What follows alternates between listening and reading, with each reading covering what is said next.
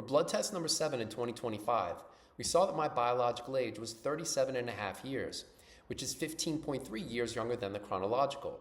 Not too bad when considering that the maximal theoretical reduction using this clock is about 20 years. But does this clock, phenoage, does it have blind spots? And if we look at the 9 component biomarkers, we can see that they represent many organ systems, including albumin and ALP, or alkaline phosphatase, as biomarkers of liver health and function, creatinine, so kidney function, glucose, metabolic health, CRP, inflammation, lymphocyte percentage, and WBC, white blood cells, so immune cells, and then red blood cell related measures, MCV and the RDW. But notably absent from this list are cardiovascular disease related biomarkers.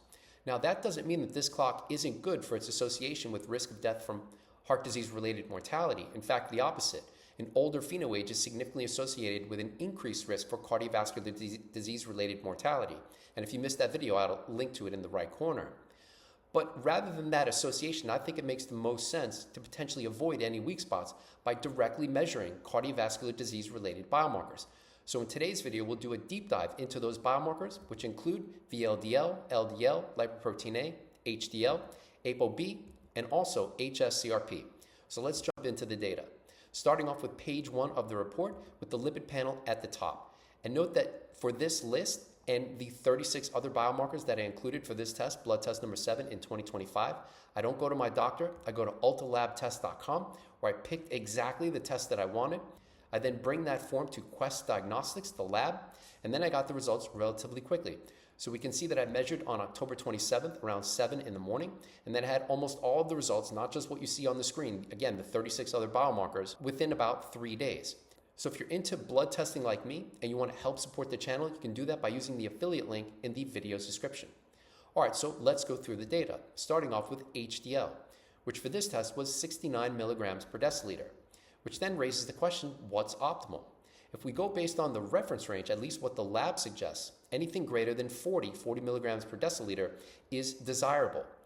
But my interpretation of the published literature is that 50 to 69 is optimal. And based on that metric, 69 is right at the limit of that range, so we give it a green check mark as that's good news. But this is only part of the what's optimal for HDL story, as HDL declines during aging. So to that means HDL has now been greater than or equal to 50 for 20 tests in a row, with an average HDL over those 20 tests of 59 milligrams per deciliter. That's potentially important because for the previous 44 tests, average HDL was 45 milligrams per deciliter, so lower relative to where it's been for the past 20 tests. And I've mentioned this in other videos. For those who struggle with low HDL, as I did for a long time, it is possible to increase it. But in my case, it's taken a lot of blood tests and tracking diet and supplements to try to figure out what is a part of that recipe. And clearly, after 20 tests in a row, I think I've gotten the recipe down pretty good. So based on that, I've also avoided the age-related increase, so we give that also a green check mark. All right, next up are triglycerides. So first, note that we can approximate VLDL from triglycerides by dividing triglycerides by 5. All right, so what's optimal for triglycerides? If we go based on the lab's reference range, anything less than 150 milligrams per deciliter is desirable. But if we go by all-cause mortality risk, which is not reflected in the lab's reference range, less than 90 may be optimal. But my optimal range for triglycerides is actually more strict, less than 45 milligrams per deciliter, and this isn't just an arbitrary number that I picked out of the air. This is based on a study of about 4.5 million people where triglycerides less than 45 milligrams per deciliter were associated with maximally reduced risk of death from coronary heart disease related outcomes. So that's my target, less than 45 milligrams per deciliter.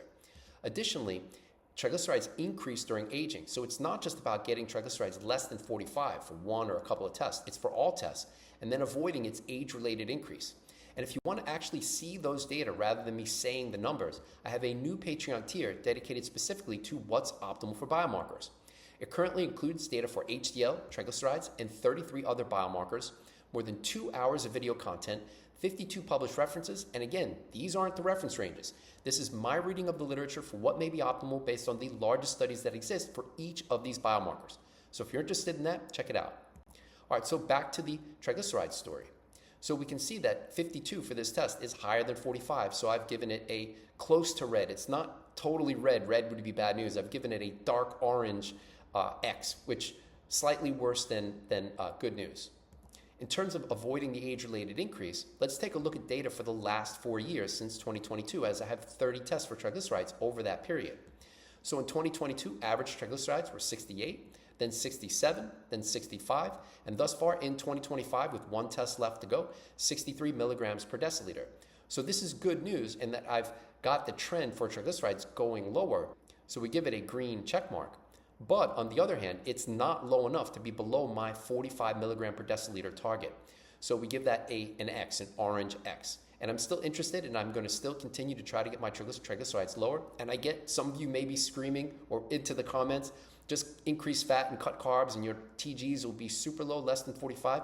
Yes, this is true. But in my case, going super high for fat and very low for carbs starts to mess with other biomarkers. So the goal isn't to make one biomarker optimal while messing up others. It's what can I do to improve the broad net of all biomarkers and minimize negative impacts on a few biomarkers. All right, next up is LDL, which for this test was 73 milligrams per deciliter. So what's optimal for LDL? If we go based on the reference range, anything less than 100 may be optimal for primary prevention. And then the reference range the lab's reference range suggests going a bit lower, less than 70, if you have pre-existing CVD or other health-related conditions. Instead, my reading of the literature is that 65 to 120 may be optimal, and that's based on a study of about 4.5 million people that looked at the association for LDL with CHD mortality risk. So with that in mind, my 73 is within that range, so we give it a green check mark. But this is only part of the story. The other part of the story is resisting age-related change. So how does LDL change during aging? Well, it doesn't have a linear increase or linear decrease. It increases and then decreases during aging. So what's my data?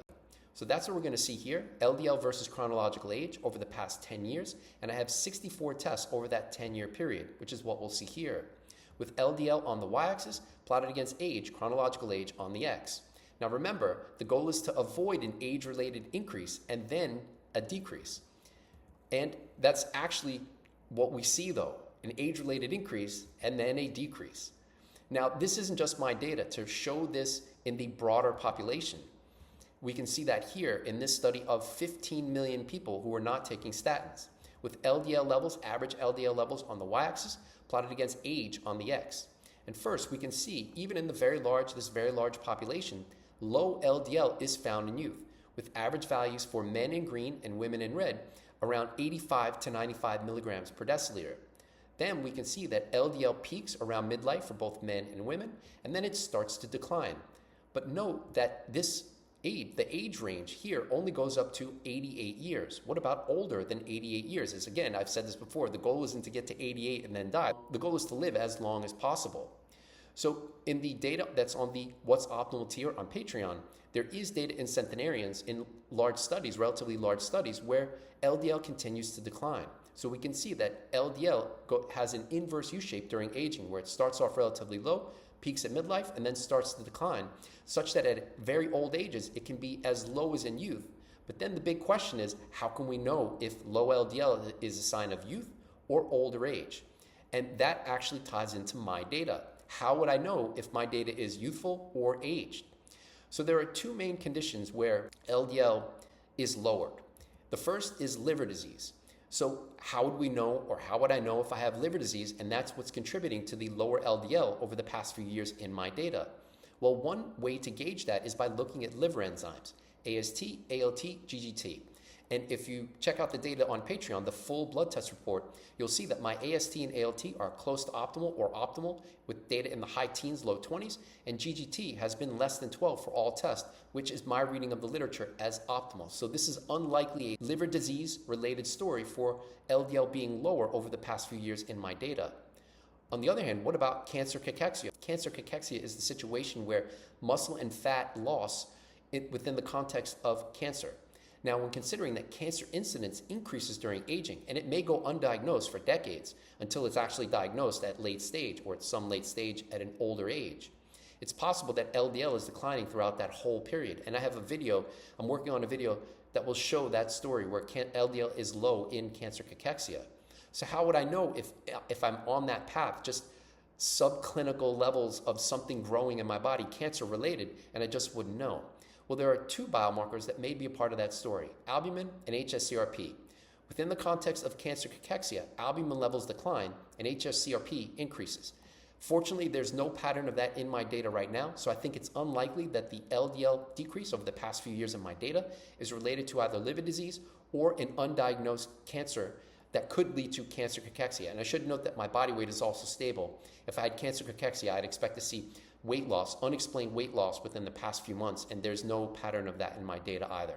So that my data for LDL has increased and then decreased, it's more likely related to all of the diet changes that I've been making, because I've been playing around with going high fat, high monounsaturated fat, lower fiber, higher fiber. So that's likely the story that's driving LDL for now in my data. But there's more to the LDL story, and that involves lipoprotein A. So what does lipoprotein A have to do with LDL? Lipoprotein A is a subfraction of LDL, which is what we'll see here, or start to see here. So in this example, total cholesterol is 150 milligrams per deciliter. 50 from HDL, 30 from VLDL, and note that this is not an ideal health cardiovascular profile, as VLDL is way too high. VLDL, optimal VLDL, my target is 9 milligrams per deciliter. As multiplying that by 5, we get the triglycerides of 45 milligrams per deciliter. And then in this situation, LDL would be 70 milligrams per deciliter. Additionally, as I mentioned, lipoprotein A is a subfraction of LDL, so within this context, lipoprotein A would be 0. Now, the reason why that's important is because lipoprotein A is 6 to 7 times more atherogenic relative to LDL, and that's on a per particle basis. And if you missed that video, the data for that, it'll be in the right corner. So when considering that the LDL of 70 and lipoprotein A of 0, that would be the least atherogenic of the profiles, the cardiovascular profiles that we're going to see, as shown here. So when lipoprotein A increases, it becomes a greater fraction of the LDL, of total LDL, whereas then LDL declines, such that at the far right, where all of that 70 milligrams per deciliter is lipoprotein A and 0 is LDL, that would be the most atherogenic profile, even for the same total cholesterol of 150 milligrams per deciliter. So it's not just about tracking LDL, it's knowing how much of your LDL is lipoprotein A. So with that in mind, what's my data? So for this test, lipoprotein A was 80 nanomolar, and now we can see that the lab has flagged it. And for those of you who are regular viewers of the channel, first, thank you. Second, you should know that this isn't an anomalous finding. My lipoprotein A is almost always at the higher end of the reference range or around that, where the reference range being 75 nanomolar, which then raises the question, what's optimal for lipoprotein A? And as you've seen already through this video, generally the reference range is not what's optimal.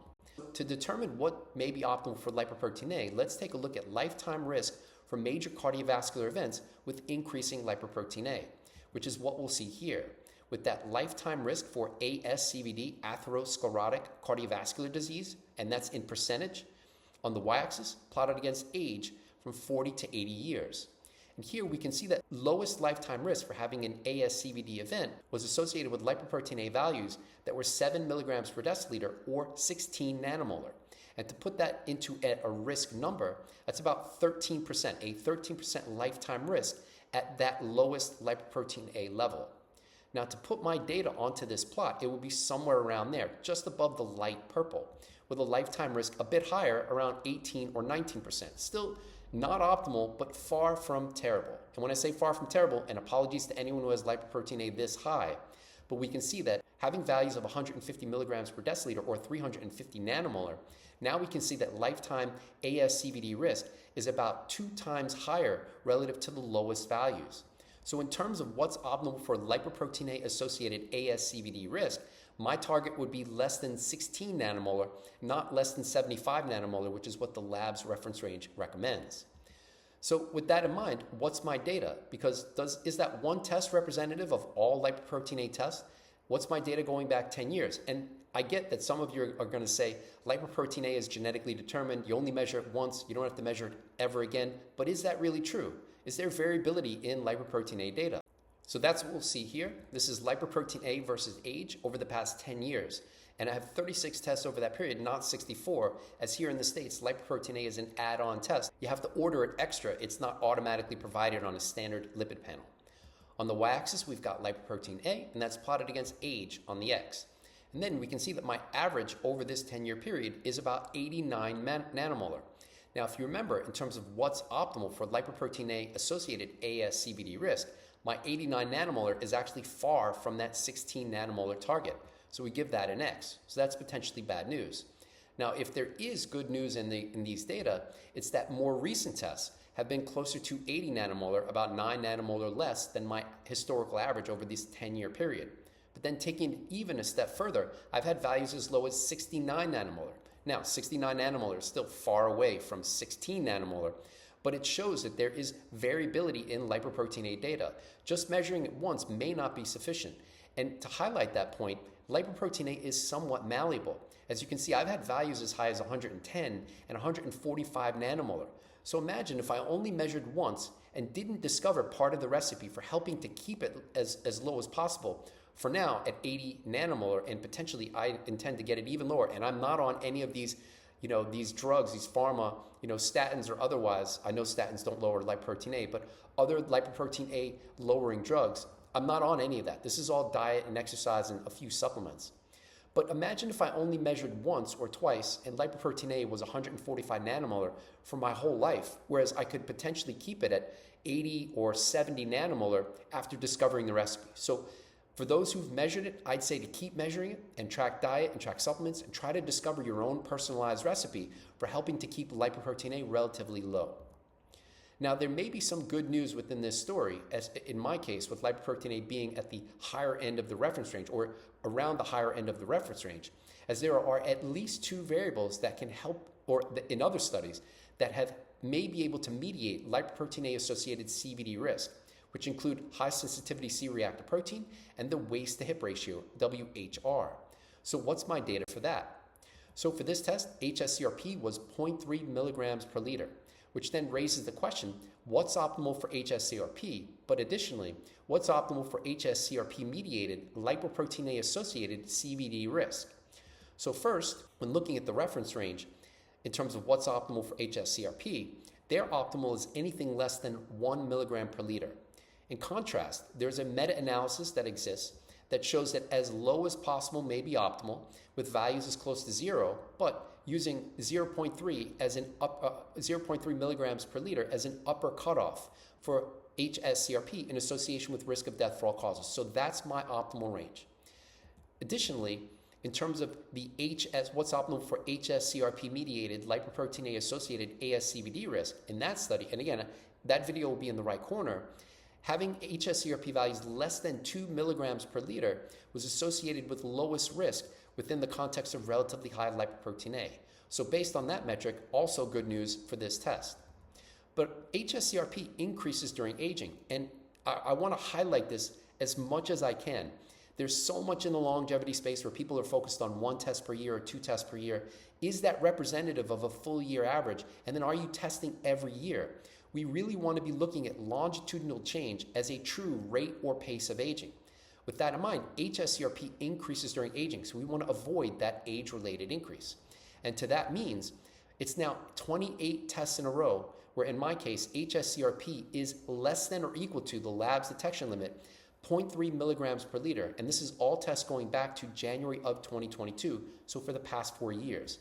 So here too, this is good news, not just for HSCRP, but potentially within the context of HSCRP being a potential mediator of lipoprotein A-associated ASCVD risk. All right, so what about the waist to hip ratio? And that video also be in the right corner. When the waist to hip ratio was greater than 1 and lipoprotein A was greater than 125 nanomolar, or 50 milligrams per deciliter, that was associated with an increased ASCVD risk relative to lower waist to hip ratios. So in my case, my waist to hip ratio, and I measured it yesterday, is 0.88. My waist size, 30 inches, and my hip size, 34 inches. So this too may help mediate some of the risk inherent in lipoprotein A being relatively high, in my case, in terms of its association with ASCVD, or lifetime risk of having an ASCVD event. All right, so what about ApoB? So ApoB containing lipoproteins include VLDL, lipoprotein A, and LDL. So it's more of an integrated measure of all 3 of these lipoproteins. And I should mention that ApoB is also an IDL, but that's a very minor fraction of all lipoproteins, and it's generally not included in a lab test report, so I won't cover that. But for these 3 lipoproteins, we can see that they contain the ApoB 100 protein, or ApoB for short. So what's my data? That's what we'll see here. ApoB for this test was 69 milligrams per deciliter. What's optimal for ApoB? So the lab reference range is less than 90, or their optimal is less than 90, and then they recommend going less than 80, depending on if you have various health-related or adverse health-related conditions. In contrast, my data is more strict. My reading of the literature is more strict, and that's based on more recent publications in large published studies that less than 70 for ApoB may be optimal, not just if you have a pre-existing condition, but in the general population. And that's for its association with heart disease mortality and all-cause mortality. So based on that metric, 69 for this test, good news. But also, again, longitudinal change. So I've only started to measure ApoB over the past 2 years. I have 8 tests over that span, and average ApoB over that period is 66.5 milligrams per deciliter. So here too, good news based on that relatively strict ApoB cutoff. Now, as I mentioned earlier, this is a small snapshot of what I'm measuring. I'm not just measuring phenol-age, I'm not just measuring the cardiovascular disease risk biomarkers, but 36 other biomarkers. So if you're interested in that, that's on Patreon. I should also say that the blood test was on October 27th. All of these data for the 36 and other biomarkers that I've shown here and in the last video were on Patreon very quickly, within a few days after that. It takes about a month for me to get these videos onto YouTube, but there too, they're on Patreon. So if you made it to this part of the video, thank you. If you want to see these data as soon as possible, check us out on Patreon. In the next video, we'll dive even deeper. What diet, supplements, and prescription meds correspond to this 15-year younger biological age for this October test, blood test number 7 in 2025. If you're interested in more about my attempts to biohack aging, check us out on Patreon, where I offer blood test consults, but also post at least twice per day in 4 other Patreon tiers.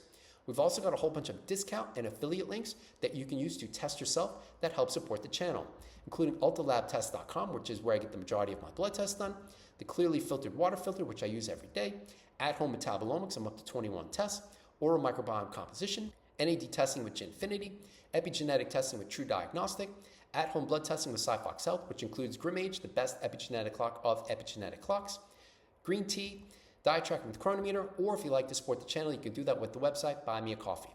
We've also got merch, including Data is my North Star, which is what I've got on here, Figuring Stuff Out is my drug, and the ConquerAging or Die Trying logo. Link in the video's description. Thanks for watching. I hope that you enjoyed the video. Have a great day.